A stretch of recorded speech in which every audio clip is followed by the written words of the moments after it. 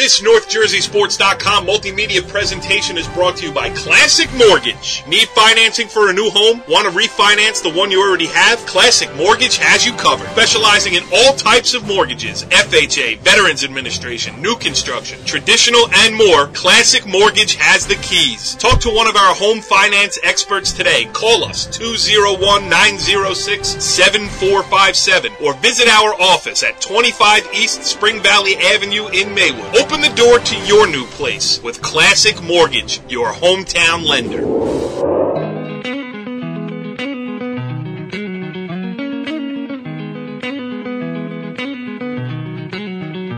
We are talking baseball, NorthJerseySports.com's original multimedia series, talking all things baseball in North Jersey. This is Season 2. Episode 3, and we've got a lot to talk about as the county tournaments in some places like Passaic County are underway, and the Bergen County tournament is, coming into focus here a little bit, heading into the seeding meeting early next week. I am Corey Doviak, being joined by my co-host, a man in crisis. He is Joey Fashion Show, Joe Sutera. What's going on, Joe? Do we discuss the crisis? Because there are plenty of people out there that will say, I have gotten what has been coming to me. Especially umpires. They will know that what occurred this evening in the 7- and 8-year-old game where my son had to be removed from the dugout because of his tantrum arguing at a close play at the plate. Joe, can I interrupt you for 1 second just to set this entire thing up? And I told you I had a surprise for you. Okay, go ahead. Here it is. Are you ready? Yes.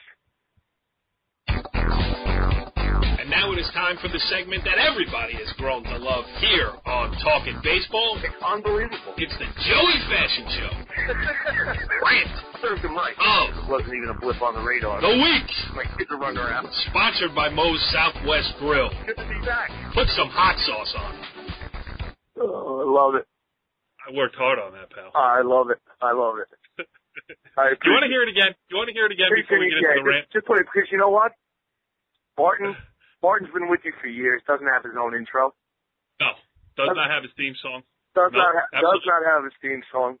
I was actually I was fist pumping a little bit when I heard that song.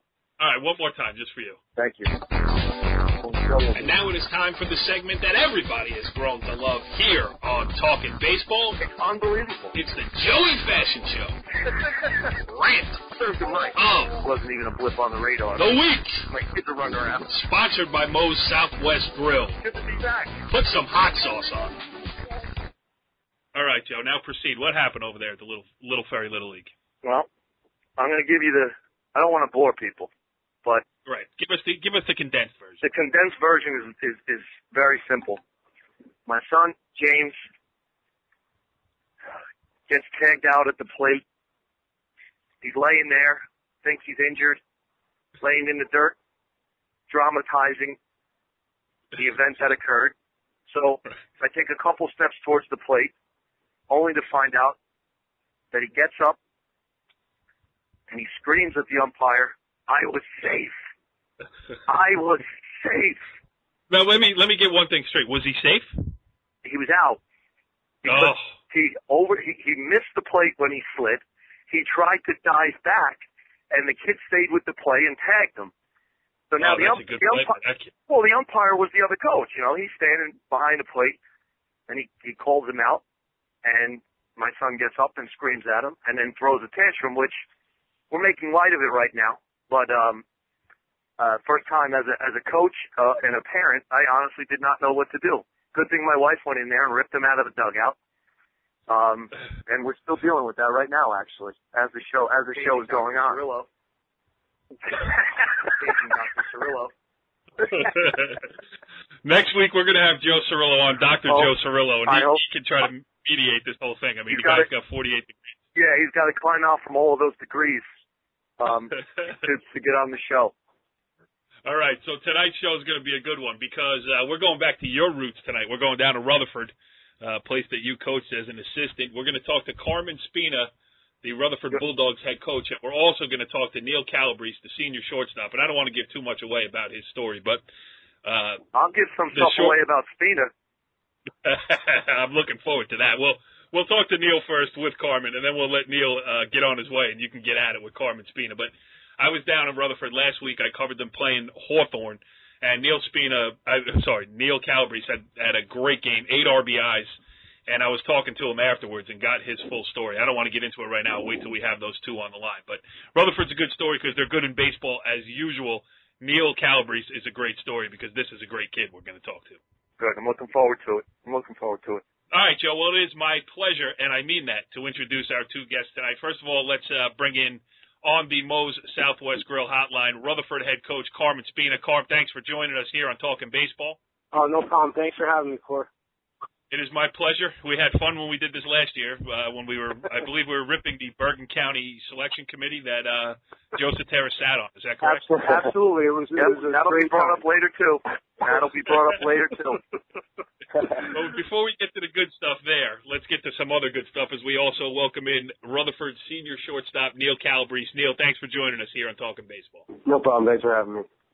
Yeah, so I was down in Rutherford the other day, miserable, and it had nothing to do with you guys. It had to do with the 60-mile-an-hour winds roaring in off the Passaic River, the sandstorm that was the skin infield, and I'm trying to take pictures sitting in the dirt, but, that's my problem. That's the life I've chosen for myself. But then after the game, I want to interview the kid who had 8 RBIs, a home run and 2 triples in that game, and it turns out to be Neal Calabrese, and then the story happens to be an unbelievable story of perseverance. So, Neal, I'm just going to set it up. I don't mean to embarrass you. I don't mean to anything.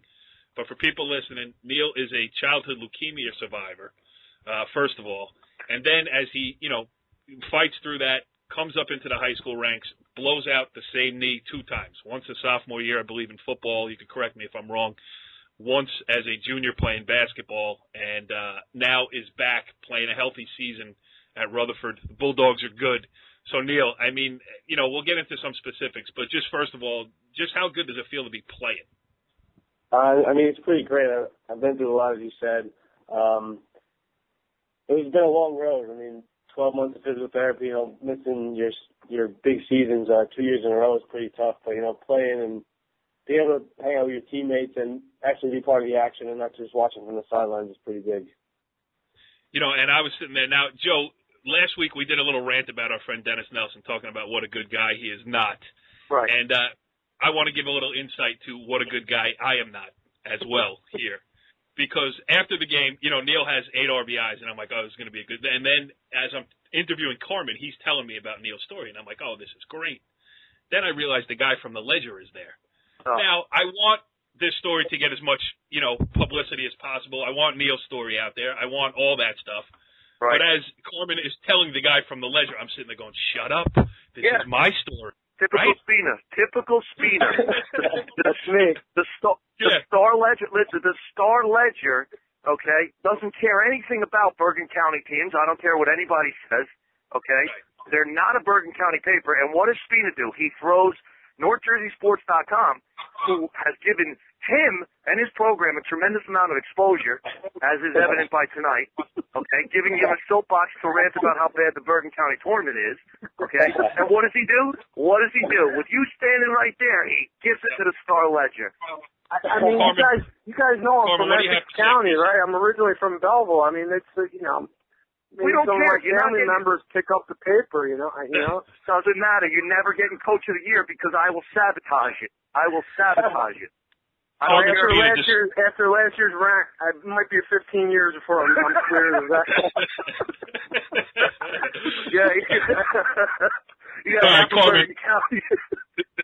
Carmen, on a serious note now, though, let's talk about Neal.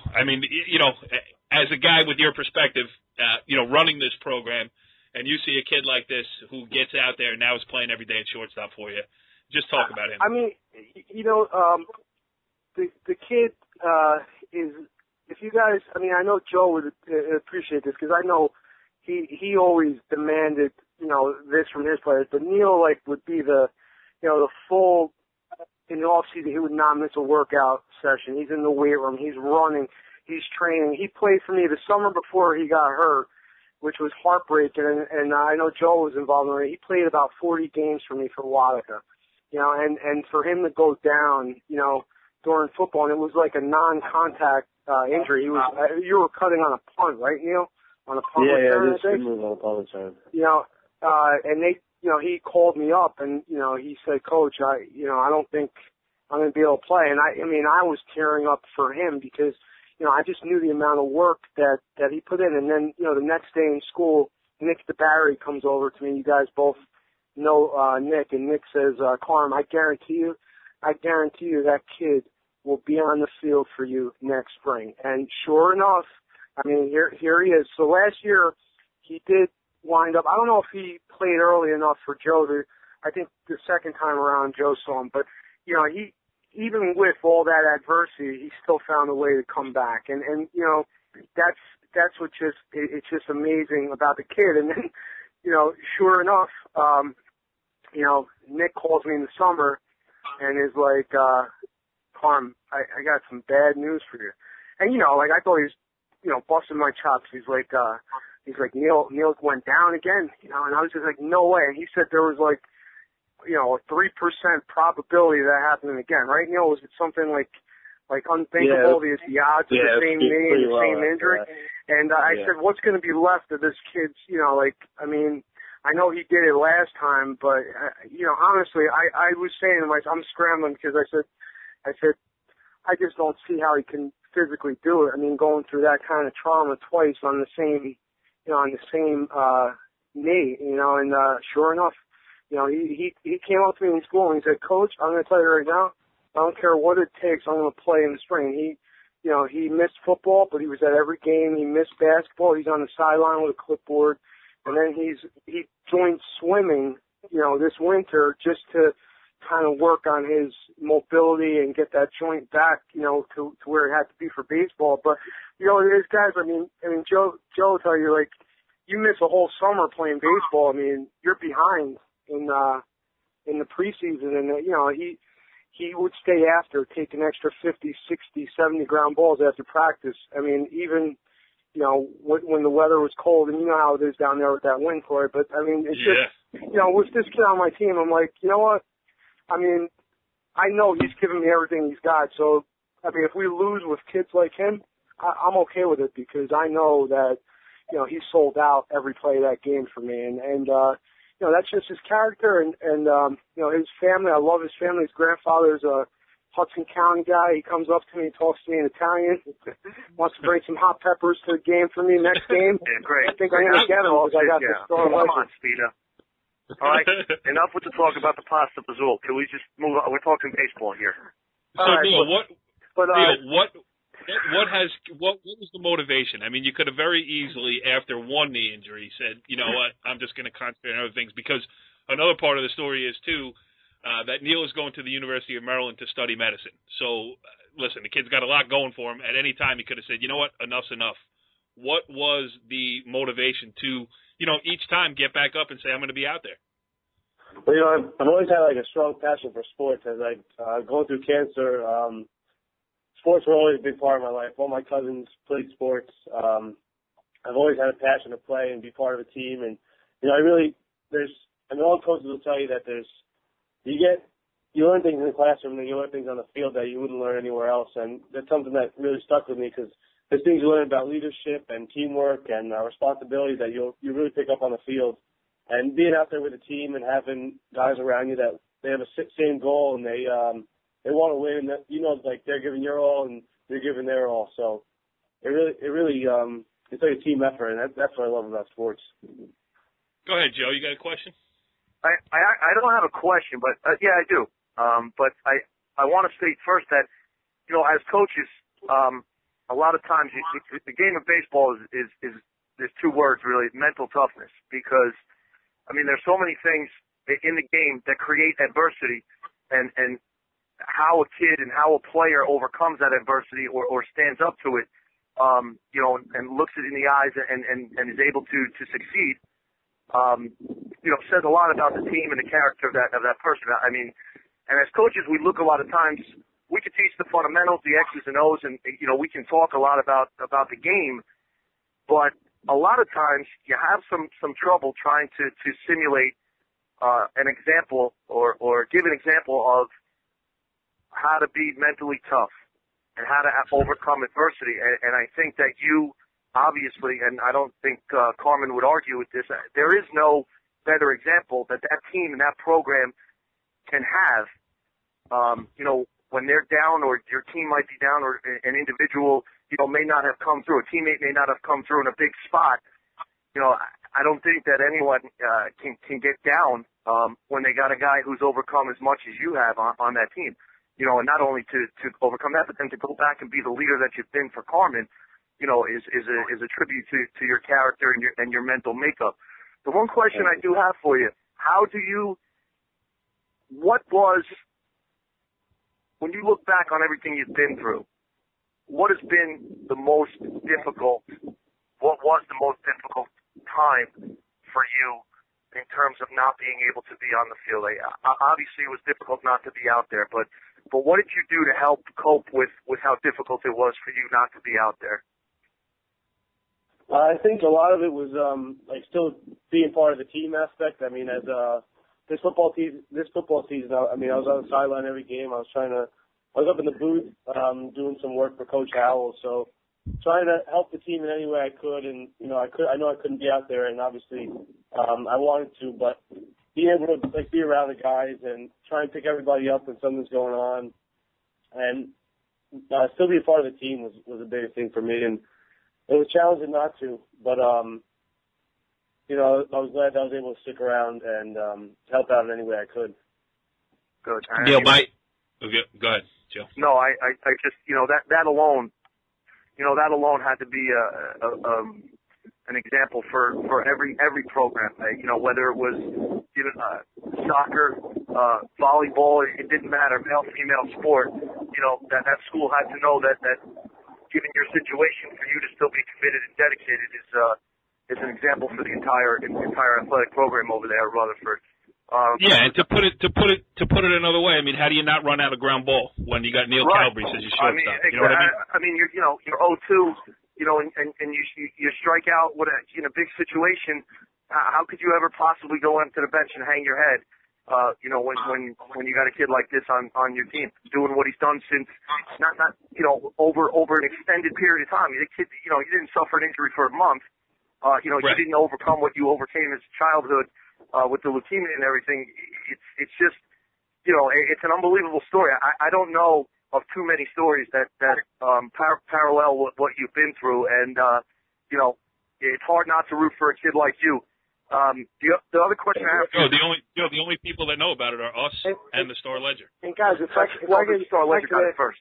If I could add one thing, Joe brought on the mental toughness of Neal, but I mean he brings the physical toughness package with it too, because one of the things I've always done is the first day we're outside, I bring like all my sophomores and up, and I'm like, guys, you go where you want to play. You tell me where you think you're going to play on this field this year. And first day this year, we get 5 kids line up at shortstop. Neal goes over there, and I looked over to my assistant coach and I said, guys, he's not going to let anyone take his spot from him. He can have one leg, and he'll fight to the end. He will not give that position up.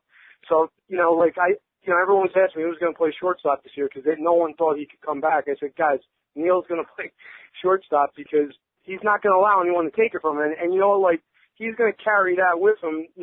15 years down the road, he might be a guy that does a certain surgery that's making, $5 million a year, because that's just the kind of person he is. He does not take anything for granted, and when he wants something, he's going to go get it. And like you guys said, if you look at my team this year, we're 10-0 in the league right now. We've been down late in the game in at least 5 of those games, and we've rallied back to win those games. And this kid has been a part of those rallies. So you saw it in Hawthorne, Corey.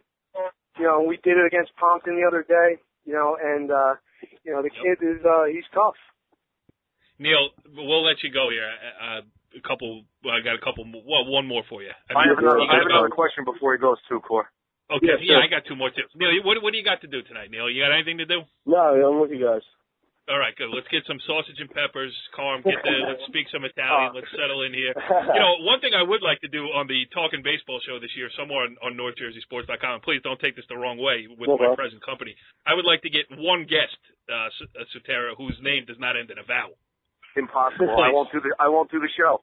But Neal, you got about, best case scenario, if you win a state, go down and win a state championship play on the last day of the season. There's probably 5 weeks left in your high school career. What are you hoping for from this point? As Carm just said, you're 10-0 in the league. You're going to go into the Bergen County tournament. You got the state tournament ahead of you. Just give me your mindset as you come down the stretch.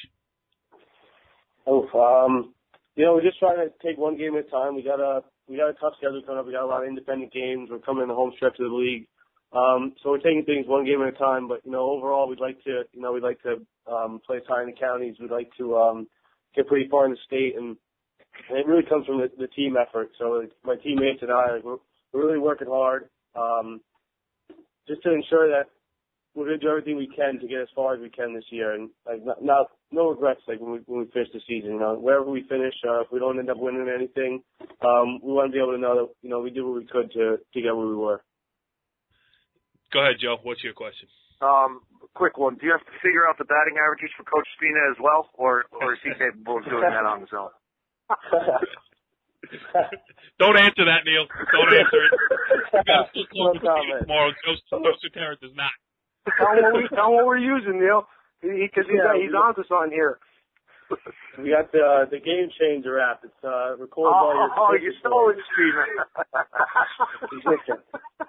It's the smartest thing you've ever done, Speedy. You stole. Not only did you try to steal my signs, but you stole my game statistic application as well. Hey, man. All right. Great Good for you. That's why you're 10-0 in the league. You're stealing from me. Before you start slinging mud, let's let Neal, before we lose the decorum here on the professional portion of Talkin' Baseball here, let's thank Neal for coming on. Hey, Neal, it was great to meet you. And from my perspective, I go to a game every day. I've been doing this for 15 years. I've seen thousands of games in my day, and I've done career days at schools around, and I've talked to people, and one of the questions that always come up is, how do you make it different? For me, if you're going to a game every day, how do you write a story that's different from the one you wrote the day before? And, and now when somebody asks me that question, I'm going to say because of kids like Neal Calabrese, because you show up at a field, you never know what you're going to find. I first met you as a kid who had 8 RBIs in a single game, and then it turns into this. So for that, I thank you. You're an inspiration. I'm going to have my kids listen to this because I think it's a story that a lot of people, with high school kids can listen to, perseverance and everything else. There's a lot said about this current generation of high school kids and, what they're lacking, this, that, and the other thing. Forget all that. Just introduce yourself to Neal Calabrese. I'm glad I got to do it, and I thank you for coming here and joining us on Talkin' Baseball. Thank you very much, Corey. I really appreciate that. All right, well, that was awesome with Neal Calabrese there. But we have removed all minors from the broadcast here. Joe Sutera, what do you have to say to your friend Carmen Spina? Well, we briefly touched on it, and to be honest with you, it's amazing. I'm a little shocked that I even agreed to do this show because Spina, not only when we played, we didn't have a home field for a couple of years, so we had to play, and, to his credit, he agreed to play the game. We were able to get Emerson to play a game. It was a huge game. I think we both had one loss in the league. We were right there, tied, 2 losses maybe. We were throwing Lofsky, and you would throw, who'd you throw? Kinsler. Kinsler. Okay, so we're going into the game. Spina's juiced up, competitive guy, always fired up. I'm the same way on the other side. So it's the first inning. We hit the kid Kinsler around a little bit. So I had a habit of walking out of the box and walking towards my batter, just to talk to him a little bit. Say, hey, what does Spina do? Calls time. I see him talking to the umpire. So I'm like, what the hell is he doing in there? And he goes, the kids are like, Coach, he told the umpire to put you back in. So the umpire comes down and says, Joe, get back in the box. I said, what? He goes, I got to ask you to get in the box because Carmen wants you in the box. I said, are you me? Well, let me write down the time. I'll beep it. Go ahead. Wait. I said, Spina, that's what you're going to do? I go into that county meeting, which I'll get to in a second. I said, and I fight like a dog for the small schools, And you being one of them in my league, that's it. You're dead to me. So now you Joe, let him respond. Let him respond. I know he responded. He responded last year about the county committee, and I'm not done yet. Go ahead, Spina. Go.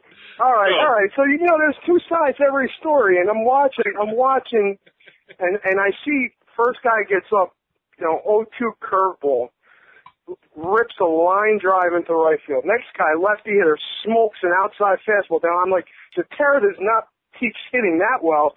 And what the hell's going on here? And one of the kids on the bench is like, Coach, I think he's getting them. And you know what? Like, I did it more to bust his a little bit and just get him back in the box. And I'll be honest, that's what I love coaching about Joe, because Joe wants to win and I want to win, and like both of us are pretty sore losers, so we didn't talk for like 2 weeks over that. So it was great. But then I saw him in the summer. We hugged and made up, and the next time we fought was when we were Kevin. I mean, keep in mind, mom was raking the field, and I was saying, that freaking Sutera, I think he got my signs, and Joe called me up. He's like, "You're talking about me to another program? What the hell are you doing?" He just lambasted me. He's like, "I'd never do that about you, Spina. Screw you." He hung up the phone. He sent me freaking chain emails. And, what the hell's the matter with this guy? Oh, you gotta be kidding.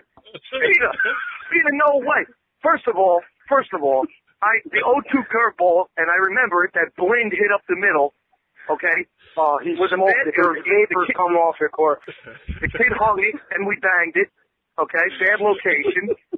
And then we get another situation, kid, hits the line drive the other way. Listen, in all seriousness, I tell you what, that's what I love about coaching about Joe. And I said, you know what, I'm gonna bust these shots, so I gotta compliment the guy. When you played his teams, they did not give you anything. You had to earn every single thing, whether it be stealing a base. I'm trying to steal base. I had Pat Landry stole 60 bases. He would throw over 7 times in a row, pitch out, that quick slide step. I'm like, Jesus Christ, like this guy, like you had to earn everything about it. And, we had a great competitive route. Both of us want to win. There's no doubt about that. But let me tell you, his guys were ready to play, and my guys were ready to play. And when he had Jimmy coaching with him, I mean, that was just a great atmosphere for high school baseball. And that's what it's all about, Definitely. Yeah, they were definitely, without question, they were dog fights every single time. And from my perspective, why do you think I show up and cover those games? I mean, I sit there and watch it, and I can see you two, and it goes with a bunch of guys around the county. I mean, the high school baseball coaching community is close-knit, and there's a lot of great guys out there doing it day in and day out. But certainly watching you two go at it with the, grit in your teeth. And the one thing that I'm surprised, Joe, is that you did not try. I mean, Carmen basically gave away a secret when he said one of his kids actually called you out from the bench. He sold you out. Would you like to? Joe, I thought you tried to get Carmen to name some names there on the kid. No, that's all right, because basically, I appreciate what Spina said. It was always, competitive nature between the two of us, and it was, when Montalbano told me, that Spina said I was stealing his signs, I called Spina right away, and then, tonight, Spina's thrown a lot of compliments my way, and I appreciate that. I respect the hell out of him and the job he does, but he basically said that my teams never gave him anything, but in the same breath, we cheated. So, he's like, me and Joe did it. Joe, I did it the right way. You stole my signs, and my kids even knew you were stealing my signs. Carmen, I miss those games, man. I really do. I really do. And I tell you what, that,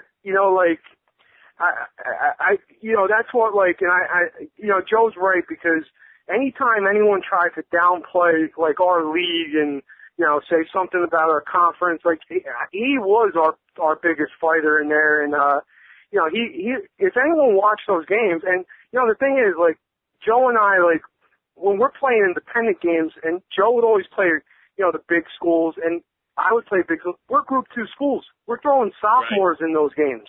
We don't have our junior number 2 sitting there primed to throw against. So, Joe Sutera is playing Riverdale very close, or these, bigger schools losing by a run or winning by a run with sophomores pitching. I'm doing the same thing. And then, you go for, like that's what you don't understand. Like if you're, the guys at the small schools have a mutual respect for each other because I know that, he's dealing with the same kid that I got that walks in as a freshman. You're like, oh my God, what am I going to do with this kid? And then by the time the kid's a junior, he's going to turn into a pretty good ball player if you keep working him and you keep him in your system. And that's what I love about a lot of the small school coaches in Bergen counties because they have a great system and they produce some really good ball players of kids that when they first start, they're not that athletic. No, yeah. It's definitely working. The Group 1, Group 2 schools. I mean, you gotta mix and match, and you got your kid starting one day, going 5 for you, and then you're throwing them at third or short the next day because those numbers just aren't there. But the one thing you touched on, Carmen, was going out and playing in schools. And I think there's two sides. It was controversial. Some people for it, some people against it. I'll say it. The best thing the county did to reward the schools that go out and play was go to the PowerPoint and the system that they're using right now. There's no question. And that's coming from someone who ultimately got burned last year. Not burned, but, it worked against me last year, when it was us and Highlands. And you know what? We beat Highlands, and Corey, you and I have spoken about this. Ultimately, it came down to the strength of schedule. And you had to go the other way. There's really nothing to argue about it, especially being a fan of the way the Bergen County Tournament Selection Committee does it now. It's a very good system. I think it's a fair system. It's just like any tournament. You're never going to satisfy every coach or every program, but I think it's a much more comprehensive and thorough way to do a selection. And it's definitely they're improving on it. They're going to tweak it. It's a good way to do it. And guys, for last year, too, you got to understand, when I came on and was going off on that tirade, I was left out of the dance, too, after taking that was a lead. That was like Lee Elia. Yeah, so like, honestly, like, I understand. Last year, the stuff I said, like, that was more me being sour of not getting in than on the process. And like, Joe's right, like, and looking back on it, like, maybe my team didn't deserve to go in last year, and, I should have just kept my mouth shut, but like you said, I'm a competitive guy. I felt like, we had a great history. We had 2 great runs in the tournament. Why not take a shot, let us in? But, you know what? If there's a system, you got to follow the system, and that's where it is. And honestly, guys, like, if we want to talk about this year's team, I'm looking at my team. I know for a fact we're not going to be a top 8 team. I'm thinking we might even be like, 15 to 24. And honestly, I don't even care. I'm at this point, like, I've done this long enough. If you want to win the tournament, you're going to have to beat whoever's in it anyway. And Spina, the seed, you know what? You proved it a few years ago. The seed doesn't matter. It doesn't matter.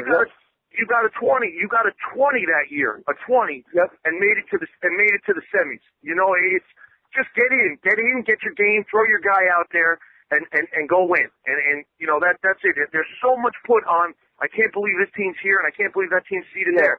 It's not an easy thing to do. And your team was a great example. And you know what? You spoke your mind. And one of the things I respect about it, you didn't hide behind anything. You got out there and you said what you felt. You have every right to do that. But it came right here on Talkin' Baseball on NorthJerseySports.com. I'm surprised you didn't call the Star Ledger to rant about the first down. I should have taken. Like, honestly, listen. I mean, it is, guys. If you're in that, the way I looked at it, and when I was telling Corey last year, and it kind of goes along with what you said is, all right, listen, without making a mockery of the tournament, but like, honestly, like, if you have 2 clubs, like your team last year and my team, I don't know if Fairlawn got in last year. We got a pretty good club. Yeah, they did. No. Fairlawn got in. Yeah. How much worse would it be if whoever thought they were good enough to play in this tournament and go up against Bosco and Joe's and Bergen and all these great programs, like that's the only thing I felt was like, you know what, if they feel they're good enough to get in and they got a stud pitcher, because what I said to Corey is like, like your team last year is a lot different, like on a Monday than it is on a Saturday, and so is mine when you're going your race. But you know what? Again, I have to value and understand the tradition and history of Bergen County baseball, and they've done it a certain way for over 50 years, and maybe I should just keep my mouth shut and not say that. But I was angry last year. I was spouting off, and I don't want anyone to misconstrue that. I have great amount of respect for those guys. I respect Joe a lot. He knows that, and I respect Coach, Butts and all those guys on that committee, because they're taking away time from their families to sit in a room for 4 or 5 hours to hash this thing out. And Joe's right. Don't matter what they do, someone's going to be pissed off at them. So it's a no-win job. No. Well, we would prefer it here if you don't keep your mouth shut, but that's just go nuts, Spina. What's the point? I mean, Jesus, kid. We're here for you, pal. All right. Carmen Spina, I'm gonna end this love fest before you guys, in the typical Italian way, put your hands on each other and tell each other how much you love each other. I'm gonna put an end to this. Carmen Spina, the head coach of the Rutherford Fighting Bulldogs. Great stuff with you. Great stuff with Neal Calabrese. Keep doing what you're doing. Rutherford's a baseball town. Always has been. I know the community's behind you. I love covering you. So I will keep my eye on you, and I will see you in the Bergen County tournament. Thanks for joining us here on Talkin' Baseball. Thanks for having me, guys. And I'm sure if the next appearance, Sutera is going to dig some more stuff up on me, too. So no, that's it. That's it. I have nothing left, buddy. Last week it was Dennis Nelson. This week it was you, and next week it will be somebody else. Joe, wait, he was about to say he was about to, kiss a little butt here. Yeah, I appreciate the coverage you guys give, and honestly, Joe, I miss coaching against you, but I wish you the best of luck in your new spot. Hopefully, you guys get me on your schedule next year. All right, get the Bulldogs let's start another little crosstown rivalry with Woodridge. I may come out of retirement and coach just for that game. I'll sit in the dugout for Sitch. I'll be great. Thanks again. Thanks, guys. All right. Did you hear that, Joe? That was me taking a deep breath. I'm exhausted. Yeah, that was a good one. That was a long, but didn't feel as long as it was interview. How great is Neal Calabrese? I mean, that story keeps you coming back.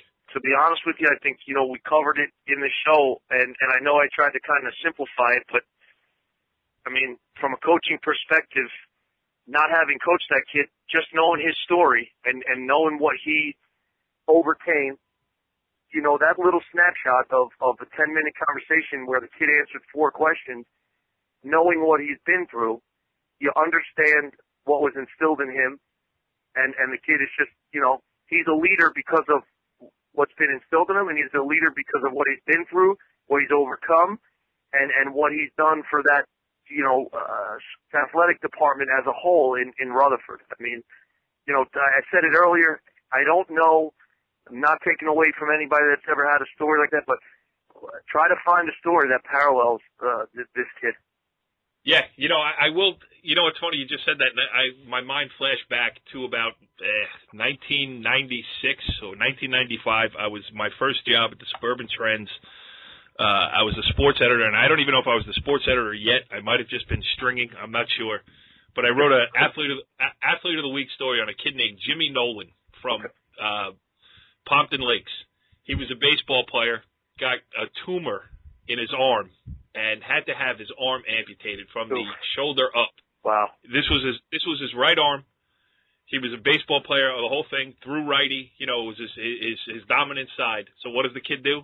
He has the arm amputation and goes out for the tennis team and plays lefty. Wow. So, so we're talking 15, 20 years ago. Neal Calabrese is in that category. I'm glad that we were able to have him on. Joe, I'm glad that you're on this week. We got the story of the young Sutera boy who I believe needs to listen to this to find out what real adversity is. Listen, I kind of side with your son.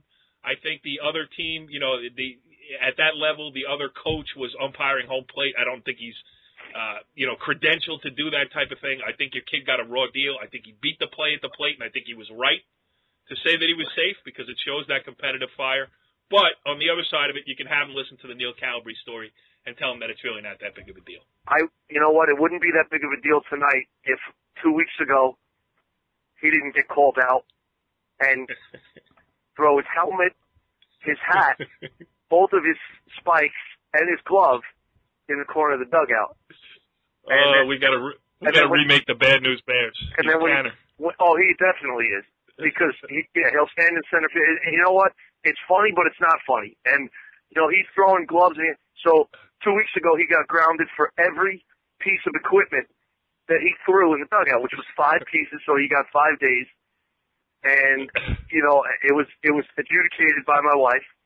So now we're at the point where he's not playing Saturday. He's got to be benched. He's done. I think his solution is going to be he's going to go up to the plate in his underwear. So when he throws that, he's only going to get one. No, I can't. You know what? I don't know what to do. Either bring him and have him make everybody else miserable, or leave him home. And out of sight, out of mind. Maybe it won't make that big of a impact on him. But that's for me and my wife to discuss later. Yes. All right, Joe. Well, hey, listen, get your hit list ready for next week. Right about this time, when is the county tournament seating meeting? The county tournament seating meeting is Monday. So when we do the show next week, we will have a clearer picture. I think you know what I think you and I should do? And Barton? Yep. The three of us, I think we should show up at the county meeting and demand to sit in there. Hey, listen, I'm not against it. Except that's extra work for me. But yes, I think we should too. We demand it. Or we could just send Barton and have the coaches just beat the hell out of him. that would be fun too. We'll get a videographer. Maybe we'll do the next edition of Small Ball with Rich Barton getting beat up by the Bergen County Coaches Association. All right, Joe. All right, man. Season 2, Episode 3 in the books. We'll catch you next week on Talkin' Baseball. Follow the leader.